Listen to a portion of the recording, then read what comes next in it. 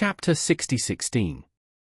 What the actual's mother? Steve was speechless after hearing these words. But in his heart, he already wanted to curse the god. He never dreamed that things that had been going very smoothly would suddenly take a turn for the worse at the last step.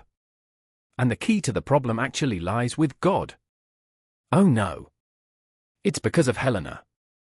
Even if 8 more big heads were attached to his neck, he would never have expected that Helena, a Nordic queen and a big internet celebrity from a European royal family, could cure the old man's stroke and create a king.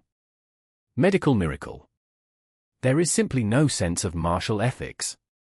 It's as weird as if you asked a cleaning lady to come home to clean, and she found that your computer's CPU was broken, and used an embroidery needle to cut out a brand new CPU for you. The point is that the CPU she dug out is a lot better than your original one. How can you argue with this? Steve's heart was broken at this time, but Simon had already heard Helena endorse Steve, and was in a state of emotion and guilt for his son, so he didn't think his son would have any treacherous thoughts. Seeing that Steve's whole brain was completely short-circuited, he thought his son was too excited. So he quickly stepped forward and hugged him, patted his shoulder, and said, "Thank you, good son. Thank you for everything you have done for me." Steve, who was hugged by Simon, lay on Simon's shoulders and looked at Helena with red eyes, his eyes full of doubts. Helena smiled slightly and said, "Mr. Rothschild, I still have something to do. Let's take a step forward so that I won't disturb the deep love between your father and son." Simon said quickly, "Quick, Steve, go and see Her Majesty the Queen off." When Steve heard this, he said to himself, "I'm just looking for an opportunity to ask Helena what's going on." So he quickly said, "Okay, father. I'll see Her Majesty the Queen off." After that, he suppressed his anger and said to Helena, "Your Majesty the Queen, please." Helena nodded and said goodbye to Simon. "Mr. Rothschild, I'm leaving.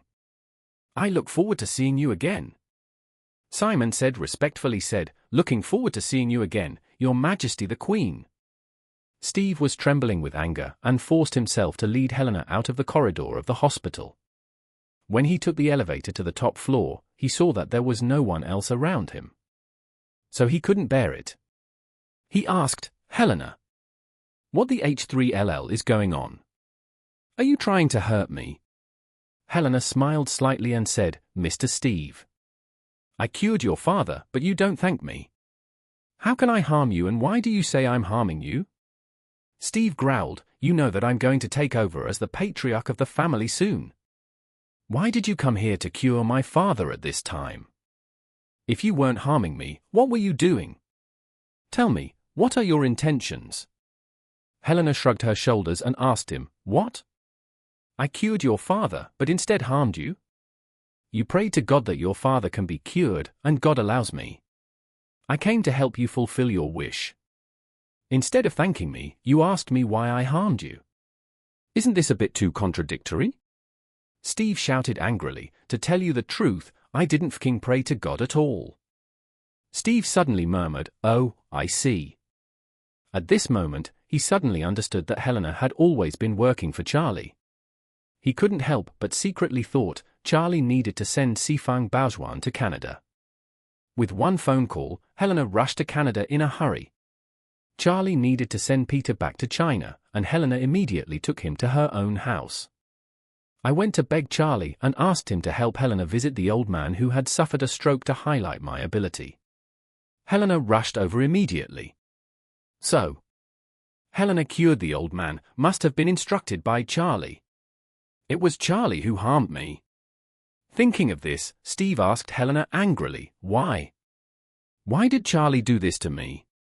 Helena smiled slightly and said, "Mr. Wade saved your father, maybe it was for your sake.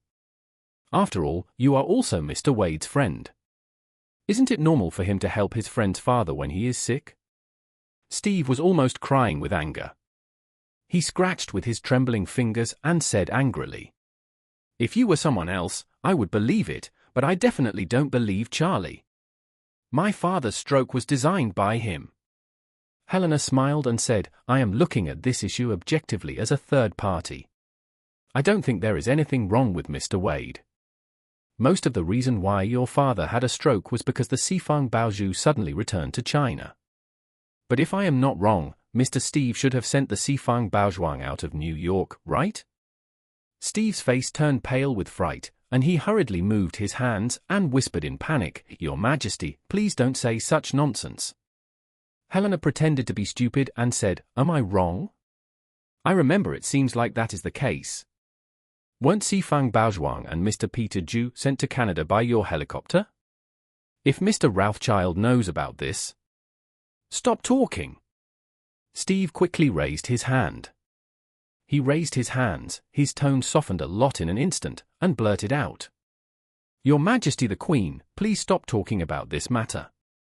If word spreads, I will be completely ruined." As he spoke, he used his panic mood and finally figured out Charlie's path, thinking to himself, "Charlie, this BA5 tard, must think that if I successfully succeed to the throne today and become the new patriarch of the Rothschild family, I will definitely tear up the previous relationship with him.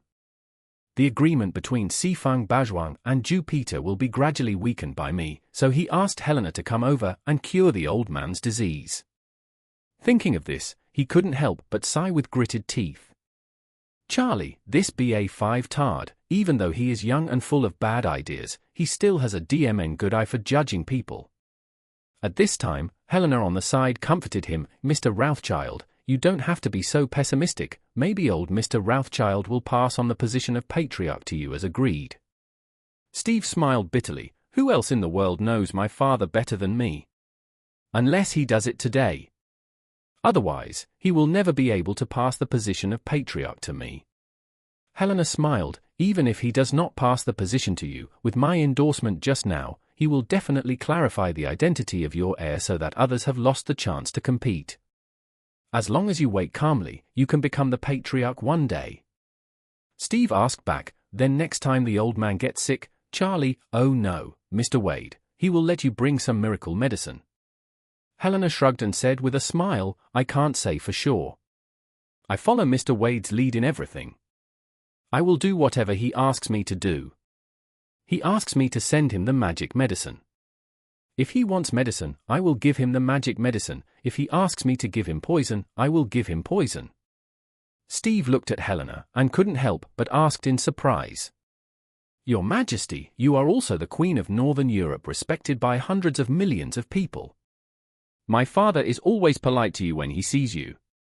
Why do you have to obey Mr. Wade's words?" Helena said lightly, "I became the queen for my family and revenge. Now my purpose has been achieved.